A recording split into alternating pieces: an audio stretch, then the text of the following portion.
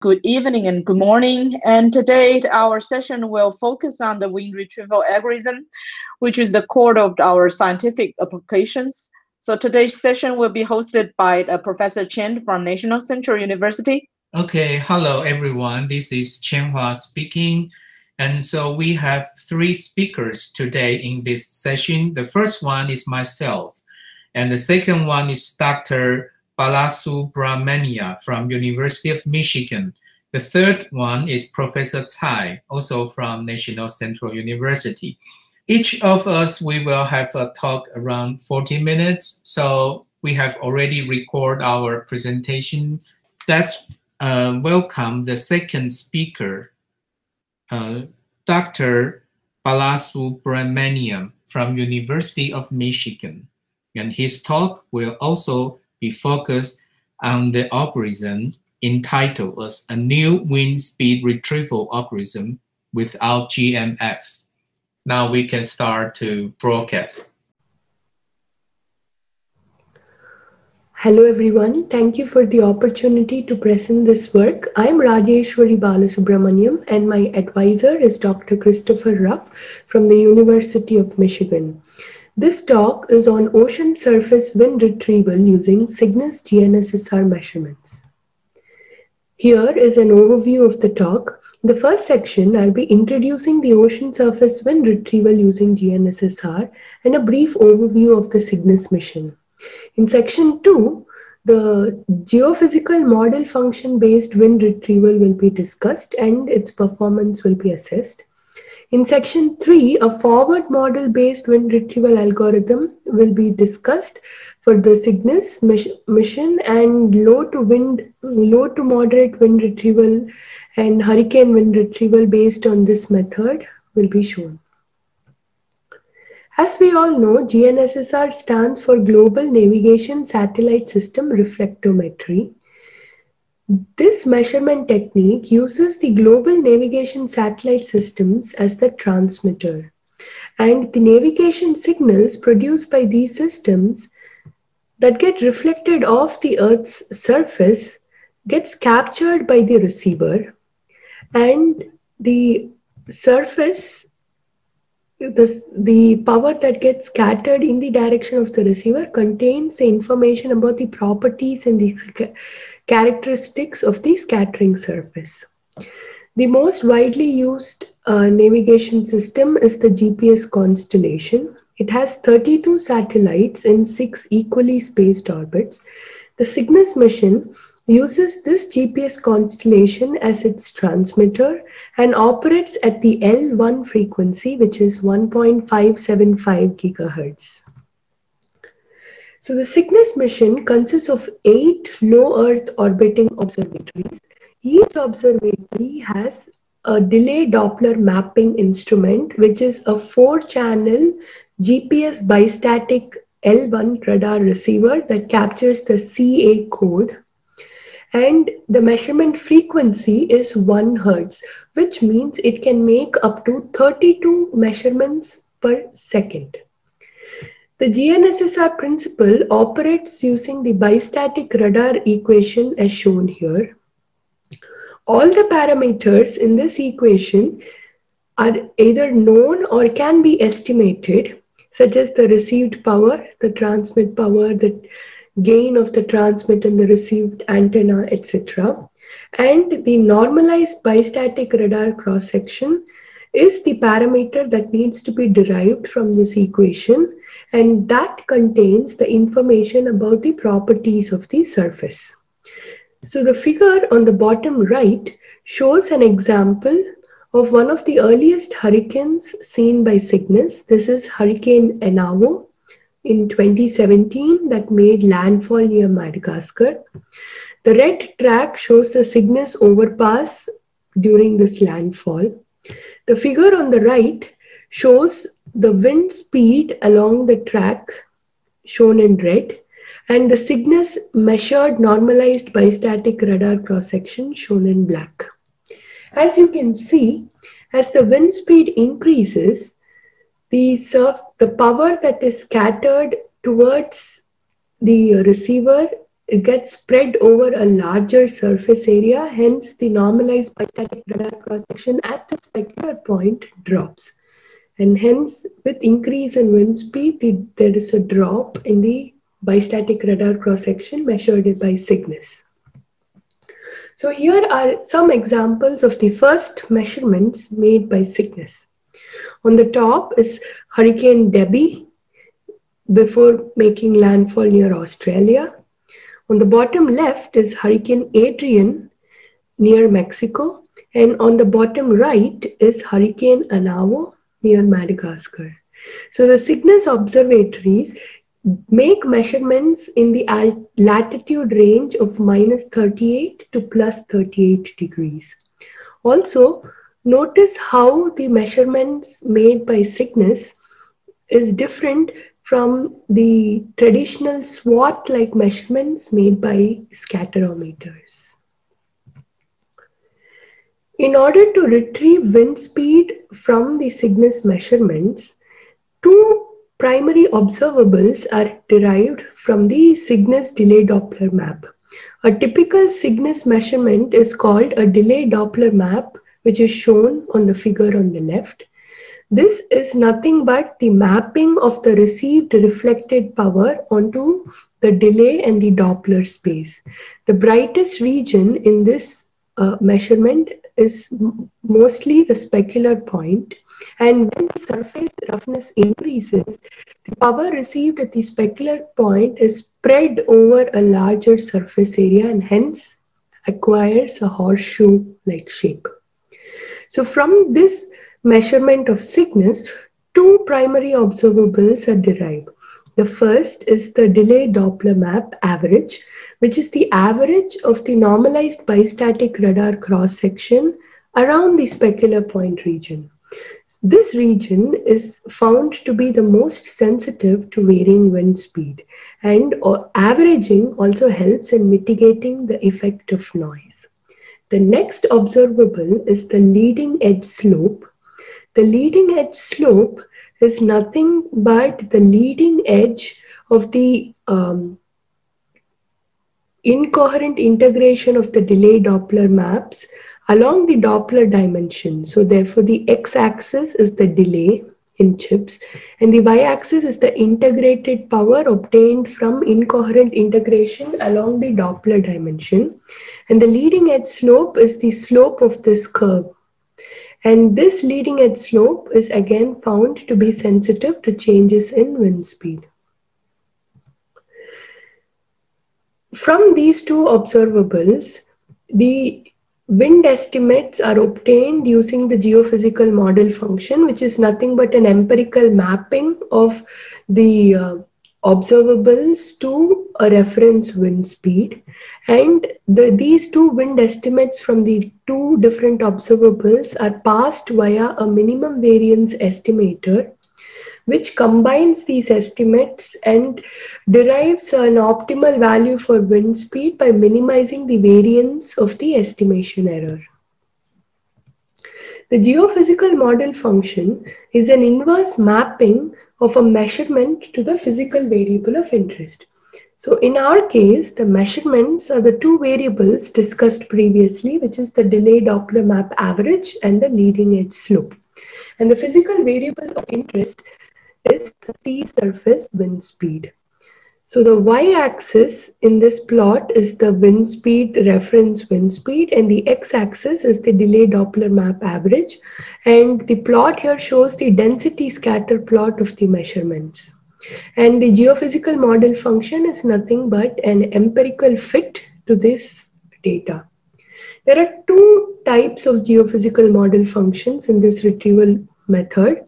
One is the fully developed geophysical model function, which is used for low to moderate wind speeds and is developed by matching up the observables to the reference winds derived from the numerical weather prediction models such as the ECMWF and GDAS. And in general, this GMF is accurate for a longer sea age fully developed seas condition. The second type of GMF is the young seas limited fetch GMF, which is called the YSLF GMF, and this is in general used for high wind speeds, especially noticed in a hurricane-like environment. And this GMF is developed by matching up the observables to the Hurricane Hunter overpasses over several 2017 Atlantic hurricanes. Here is the performance assessment of the different GMFs developed by this method. Here is the fully developed SEAS GMF. The retrieval performance is evaluated by two parameters. First is the root mean square difference and the mean difference. The figure on the right shows the density scatter plot with the Cygnus retrieved wind speed on the y-axis and the reference wind speed on the x-axis. The dashed line is the 1:1 line. We can see that the most of the density of the data is aligned along this 1:1 line. And it is observed that the RMS difference is approximately 2 meters per second at low wind speeds and grows up to 4 meters per second at a wind speed range of about 20 meters per second. Here is the performance assessment of the Gnssr limited fetch GMF. Given that the number of hurricane overpasses are limited, instead of doing an overall performance statistics, we looked at individual case studies. So here are two plots from two different hurricanes, Atlantic hurricanes. One on the left is Hurricane Harvey and one on the right is Hurricane Maria. The y-axis is the wind speed and the x-axis is the time along the track. The black line shows the ECMWF reference matchup. The red line shows the matchup from the Hurricane Hunter SFMR measurements, and the blue line shows the Cygnus retrieval by this method. The figure on the top left shows the Cygnus track on the red track, and the black shows the Hurricane Hunter track, and the green circle shows the location of the hurricane. So the RMS difference between the samples in these cases are found to be approximately 6.5 meters per second. So the known issues with the geophysical model function based wind retrieval method is that at very high wind speed regimes, these observables, that is the delayed Doppler map average and the leading edge slope, become insensitive to change in wind speed, therefore results in a higher error in the retrieval process. Also, because of the presence of two different GMF, there exists an ambiguity in using this GMF for different conditions. So to overcome these demerits, we move on to another approach, which is the forward model based wind retrieval algorithm. This wind retrieval algorithm is based on a forward model, developed incoherent forward model called the end-to-end simulator that models the GNSS-R reflections over oceans. For each Cygnus track, which is a constant Cygnus observatory and a GPS PRN pair, a calibration scaling factor is computed. This calibration scaling factor is defined as the mean of the ratio of the measured peak power of the delayed Doppler map to the end-to-end simulated computed peak power of the delayed Doppler map over a reference wind speed of 5 to 20 meters per second. It is observed that the end-to-end simulator and the actual observations differ by almost a constant scaling factor for a wide wind speed range. At lower winds, this scaling factor varies significantly. This can be attributed to the fact that the end-to-end simulator only models incoherent scattering and does not account for the coherent component, which occurs at very low wind speeds. And also at very low wind speeds, other physical phenomena such as swell come into effect.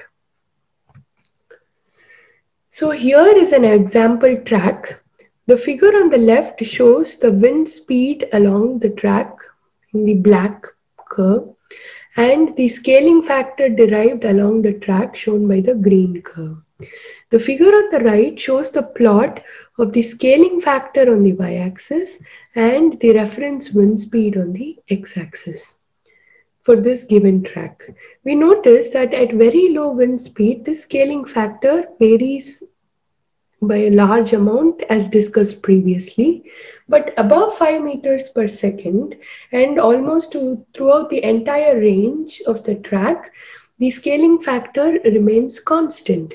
This indicates that the difference between the simulated measurement and the actual measurement is due to the unaccounted calibration changes that the simulator is not aware of.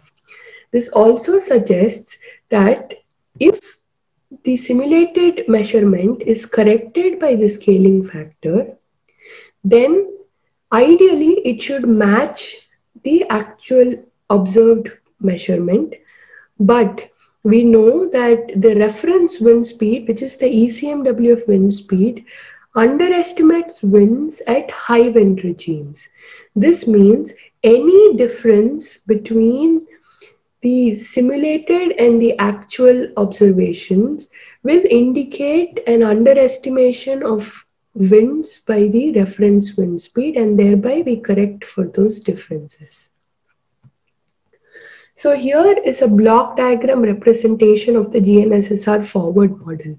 The input to the model consists of the ephemeris information of the Cygnus observatories and the GPS satellites, the antenna patterns for both the Cygnus receiver antennas and the GPS antennas, and the reference wind speed, which is the ECMWF in this case, and use this information to convert the transmitter, receiver, and the specular point coordinates from the ECEF coordinate system to a specular frame and generate a surface grid around it.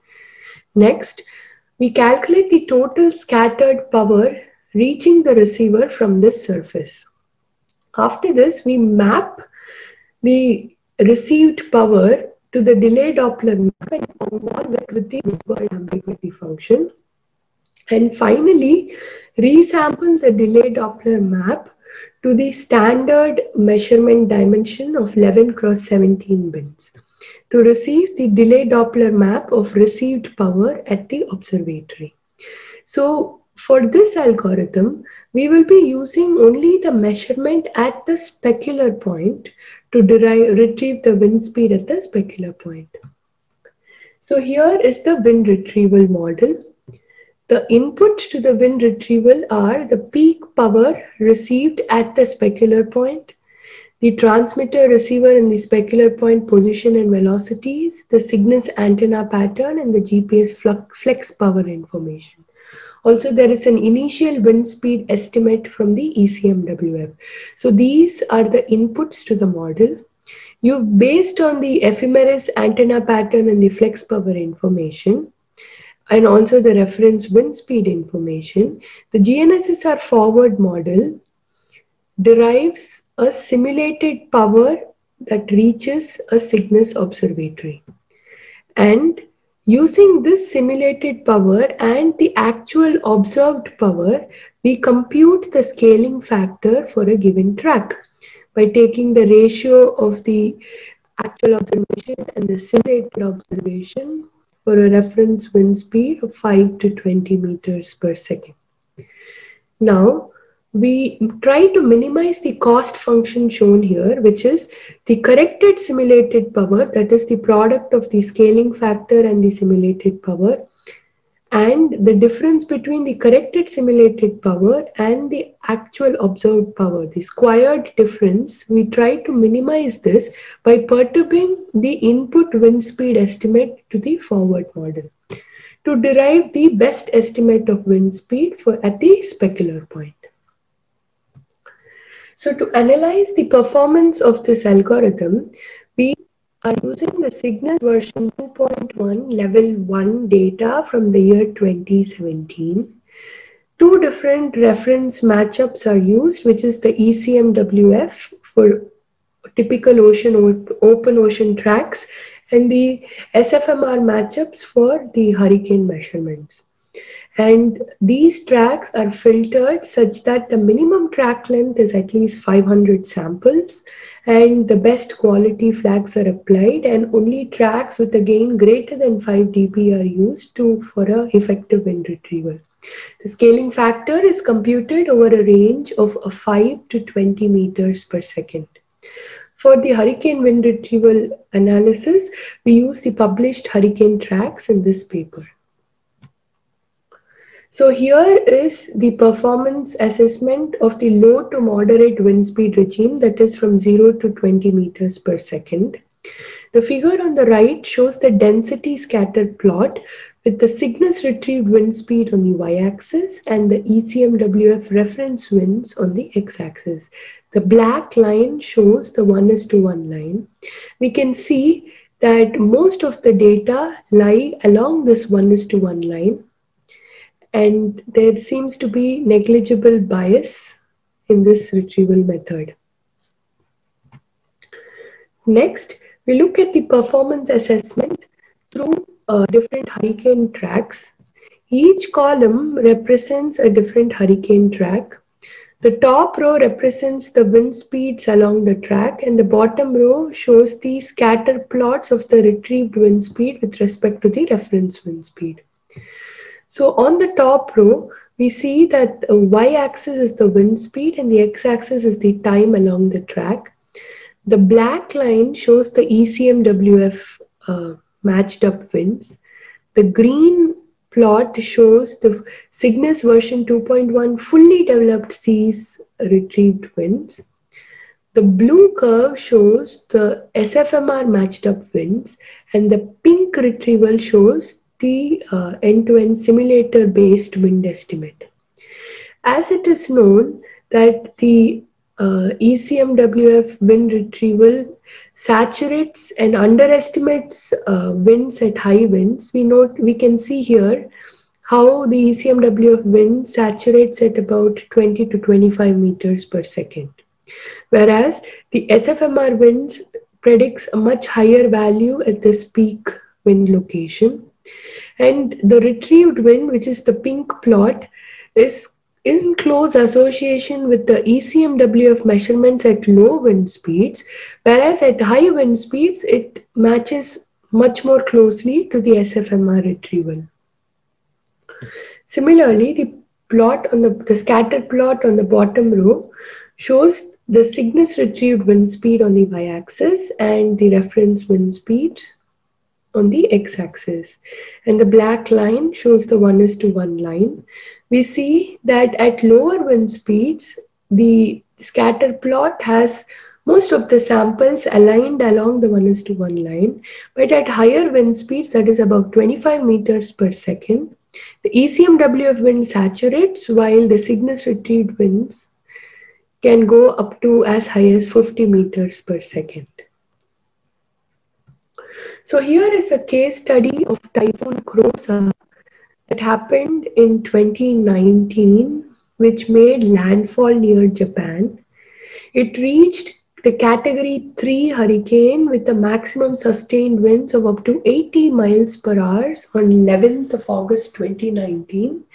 So this analysis is on this particular date, and Cygnus, there were 54 Cygnus tracks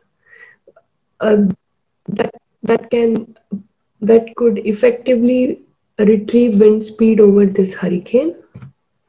So the figure on the top on the right shows the Cygnus retrieval over this hurricane Krosa. The tracks are shown on this figure. The color represents the wind speed range, and this retrieval consists of about 54 tracks.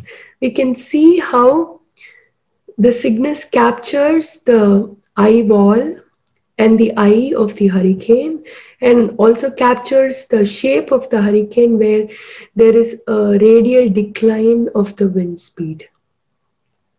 The figures in the bottom left show the two example track-based retrieval. The y-axis is the wind speed and the x-axis is the time along the track.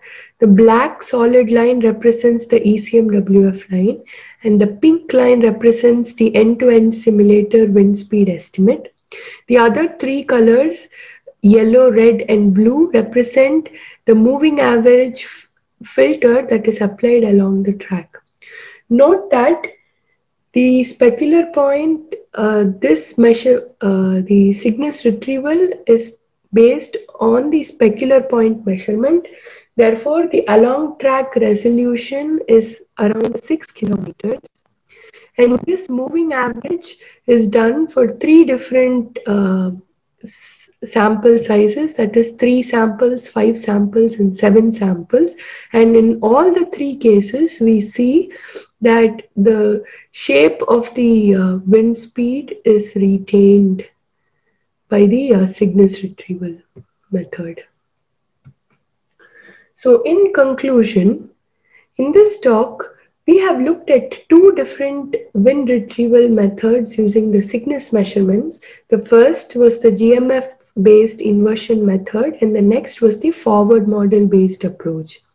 The forward model-based retrieval approach reduces the dependence on calibration corrections for accurate wind retrieval by using a track-wise calibration approach and also eliminates the need for evaluating the scattering cross-section, etc. It also eliminates the need for 2 different GMFs, that is both the fully developed seas and the young seas. And this model works well at both low and high wind regimes and even in a hurricane-like environment. This on-the-fly calibration-based wind retrieval method can also help to evaluate the effectiveness of directly assimilating Cygnus measurements into weather prediction models. So as the next steps of this work, we plan to evaluate the performance of this forward model-based retrieval approach with the existing Cygnus retrieval, such as the fully developed seas, the young seas limited fetch, and another product by the NOAA, which is the NOAA Cygnus retrievals, etc. We also plan to compute the anomaly correlations with respect to the reference winds to ensure that this data product is an independent retrieval method. Thank you. Thank you, Dr. Balasubramaniam. So we can reserve our questions or we can allow some questions right now.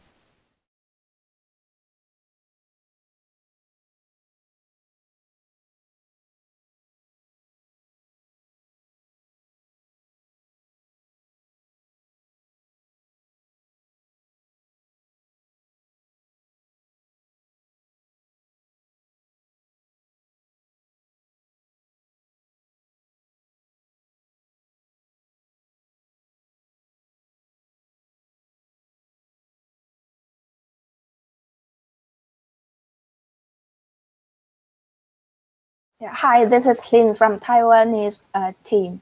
I'm working on the wind speed retrieval algorithm too. So here, thank you for your presentation, and I have 3 questions. Please pause me if my time is up. The first one is, you mentioned about the forward model-based approach.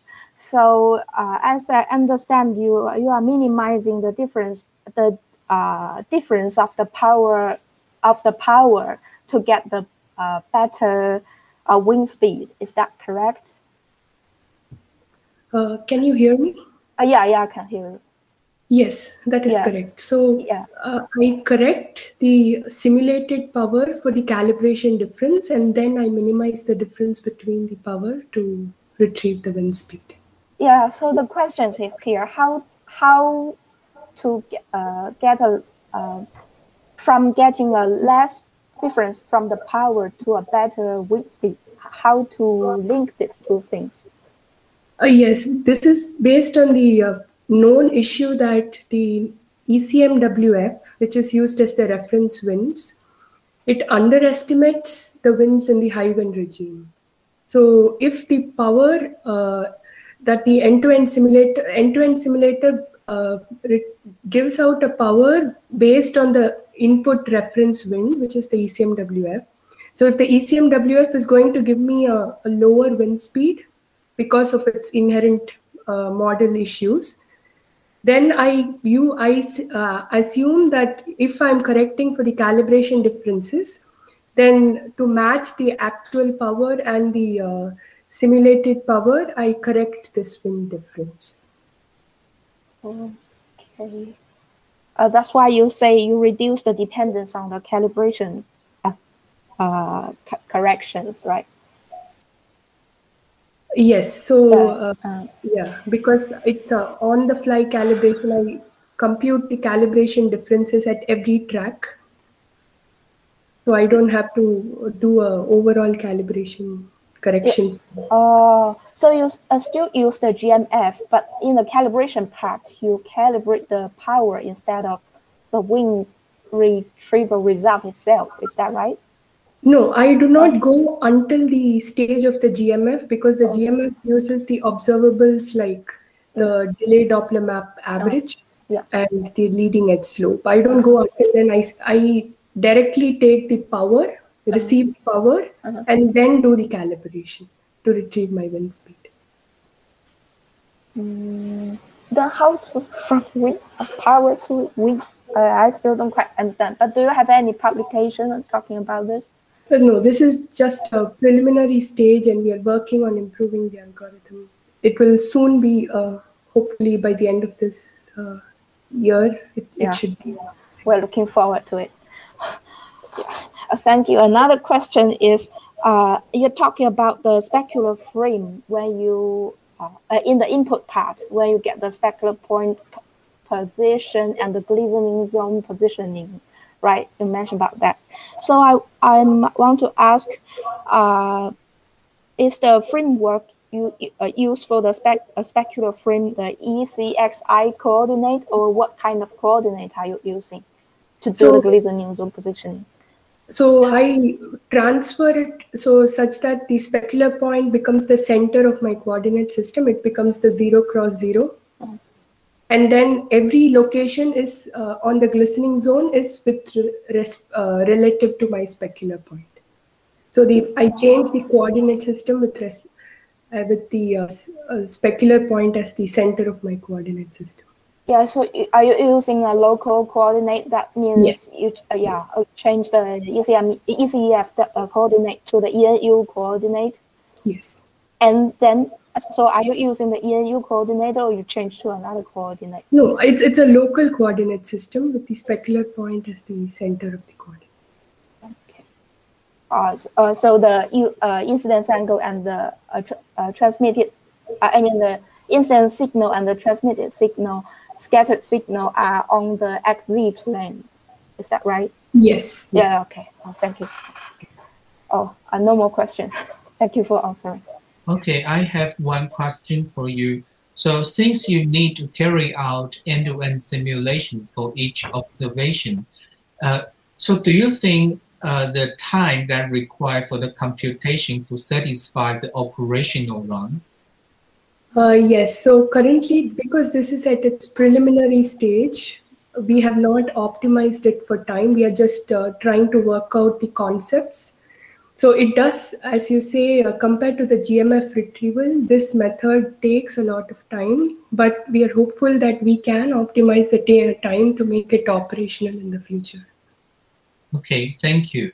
So anyone here who would like to give comments or ask questions? Can I, do I still have time for one quick question? Yeah, sure, please.